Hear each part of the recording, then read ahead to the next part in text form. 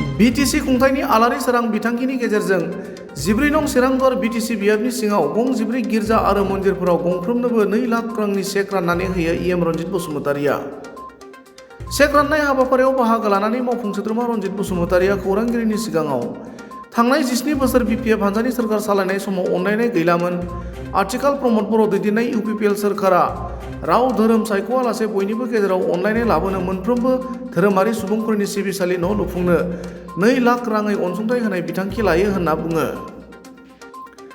लोगोसेनो बिटिसि खुंथायनिफ्राय अनसुंथाइ मोननाय रायजोफोरा गोजोननाय फोरमायनायजों लोगोसे इउपिपिएल हानजानि प्रमद बर' दैदेननाय बिटिसि सोरखार आरो इएम रनजित बसुमतारिनो साबायखर बावो।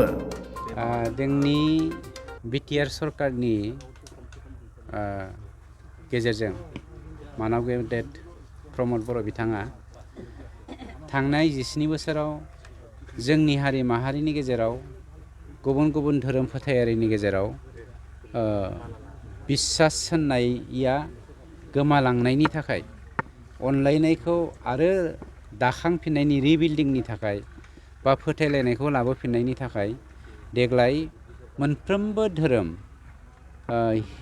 बाथौ धोरोम, ब्रह्म धोरोम, सतसंगी धोरोम, कृष्णगुरु धोरोम, ख्रिस्टियान, इस्लाम बेफोर धोरोमारि फोरनि थानसालियावहाय, गिर्जा न'आव, मन्दिर न'आव, मस्जिदावहाय जोंनि गेजेराव अनलायनायखौ दाखांफिननायनि थाखाय बा फोथायलायनायखौ बुरखांफिननायनि थाखाय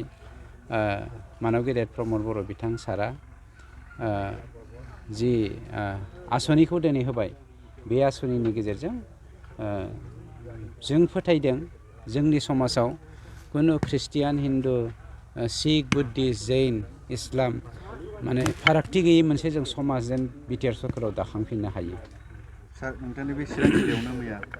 सासे बिपिएफनि सोद्रोमा एक्स-बिएलटिआर इउपिपिएलनि सोद्रोमाखौ गुलि गावनो नागिरदों होननानै बाथ्राखौ खोनानानै जोङो दुखु मोनदों। मानोना जोंनि गेजेराव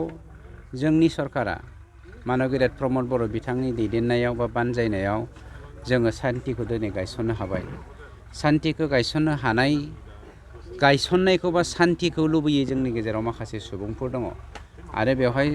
जोङो सानो बेवहाय माखासे पलिटिकेल राजखान्थियारि दैदेनगिरिफोरनिबो आखाइ थागोन नामा होननानै। मानोना मैयानि जा घटना बे घटनाया एसे गोबाव जाबायमोन, दुर्गा फुजानि सिगांनिनो घटना होननानै जों खोनादों आरो बिथाङा साधारन मोनसे हानि सिमानि बाथ्राखौ लानानै एटेम्प्ट टु मार्डारसिम सासे इउपिपिएलनि सापर्टारखौ बिथांमोना थांदों बे बेक्तिया। आरो बिथाङा एक्स-बिएलटिमोन आरो बिथाङा बिपिएफ दोलोनि चिरां जिल्ला बिपिएफ दोलोनि सासे गोख्रों मावथिमोन। गतिके जों बेखौनो होननो नागिरदों राजखान्थियाव दङ होननानै बा सोरबाया मोनसे समाव माबा मोनसे मोनथायनि बाथ्रा लानानै हारिनि थाखाय नांदोंमोन होननानै इलिगेलि आर्म्स लानानै दिनै समाजनि गेजेराव बिशृंखला सृष्टि खालामनो नागिरदोंबा सोरबा राजखान्थिगिरिनि आखाइ थायाथों मानो जों बेखौ खिन्थु निमाहा खालामा। बेखौ आसाम पुलिसा बा जोंनि पुलिस प्रसासना एक्सन लानायखौ खोब गोजोननाय मोन्दों आरो बिथांजों लोगोसे सोरबा दंबावोब्ला बिनि सायावबो एक्सन लानांगौ होननानै आसाम पुलिसखौ आं सरकारनि जानानै बा बिटिआर सरकारनि जानानै आं डिमान्डसो खालामबावदों। 14 सेरांदुवार ब्लकनि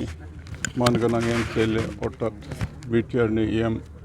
रनजित सार बिथाङा दिनै जोंनि रानिखाता बियाब बाथौ गौथुमनि जिनाखि थानसालि बावहाय फैनानै आलारि सोरां जिनाखि बिथांखि धोरोमारि जौगाखांनायनि मोनसे अनसुंथाइ चेक रानफैदों। दिनैहाय आं रानिखाता बियाब बाथौ गौथुमनि आफादगिरि जानानै आरो आंजों लोगोसे बियाबनि मानगोनां नेहाथारि आरो गोबां सोद्रोमाफ्रा बावहाय ज' जानानै दिनै रनजित सार बिथांनिफ्राय जोङो आलारि सोरां बिथांखिनि 2 लाख रां जिनाखि चेक बेखौ गावनि आखाइजोंनो सारा गथायनानै जों बेखौ आजावनानै लाबाय आरो दिनैहाय बिटिआर सरकारा जे बे आसनिखौ खालामदों बेखौ आङो जोबोद बाख्नायनायजों लोगोसे बिटिआर सरकारखौ आङो साबायखर बावदों आरो दिनै जेनाखि जोंहा इएम सार रनजित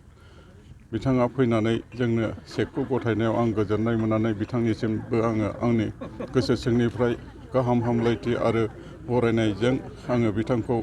आंनि गोसोनिफ्राय साबायखर बावहरबाय আমাৰ উত্তৰ কান্থালমুৰি কাঠেলিক মন্দিৰত আমাক সহায় কৰি দিছে যে আগত BPF-ত থকা সময়ত 17 বছৰ চলিছে একো দিব নোৱাৰে এতিয়া আমি UPPL চৰকাৰক আমাক সহায় কৰি দিছে গীৰ্জা ঘৰ দিছে 2 লাখ টকা এতিয়া আমি চৰকাৰক বহুত ভাল লাগিছে আমাকে সহায় কৰি দিছে কি চাৰ্চ এইটো কি চাৰ্চ কেথলিক কাঠলিক কি গাঁও বুলি কয় আপোনাৰ উত্তৰ কান্থালমুৰি আৰু কি অভাৱ আছে আপোনালোকৰ হ'বলগীয়া চৰকাৰৰ ফালৰ পৰা হ'বলগীয়া আপোনালোকৰ গাঁও উন্নতিৰ কাৰণে কি অভাৱ আছে আমাৰ নদীত যে ষ্টুডেণ্ট আহা যাহা না আমি গীৰ্জাত আহিবৰ কাৰণে অলপ কষ্ট হৈ আছোঁ যে নদীত দলং নাই ৰাস্তাৰ কাৰণে স্কুল কাৰণে বহুত প্ৰব্লেম হৈ আছে যে ষ্টুডেণ্ট কাৰণেও সৰু সৰু পোৱালি দলং বাঁহৰ দলং দি বাচ্চা পৰি দিলে আৰু আমাক বহুত